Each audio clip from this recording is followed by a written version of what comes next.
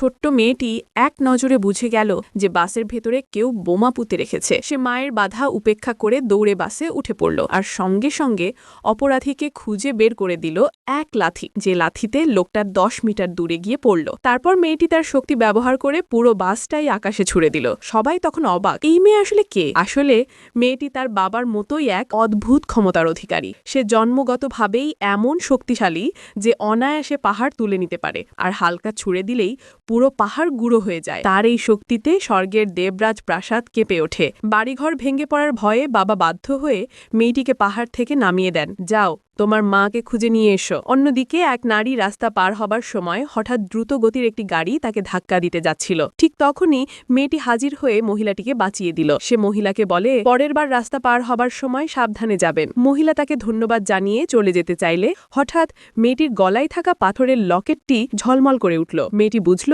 এই নারী তার মা। সে দৌড়ে গিয়ে তাকে জড়িয়ে ধরে, কিন্তু মহিলা প্রথমে বলে, তুমি ভুল করছো, আমি তোমার মা নই। তখন মেয়েটি তার লকেটটি দেখায়। লকেট দেখে মহিলার চোখে জল এসে যায়। তিনি বিশ্বাস করেন এই মেয়েটি তার বহু বছর আগে হারিয়ে যাওয়া সন্তান। দীর্ঘদিনের আক্ষেপ মেটাতে মহিলা মেয়েটিকে বাড়ি নিয়ে যাওয়ার সিদ্ধান্ত নেন। কিন্তু বাড়ি ফেরার আগে তারা বাসে উঠতে যাচ্ছিল, মেয়েটি আবারও দেখতে পায় বাসের চারপাশে কালো ধোঁয়া ঘুরছে। সে সঙ্গে সঙ্গে বলে ওঠে, মা, এই বাসে বোমা আছে। মহিলা বিশ্বাস করেন না, তাই মেয়েটি প্রমাণ দিতে বাসে উঠে যায়। কিন্তু ওঠার সঙ্গে সঙ্গে এক দুষ্টু লোক তাকে জিম্মি করে ফেলে।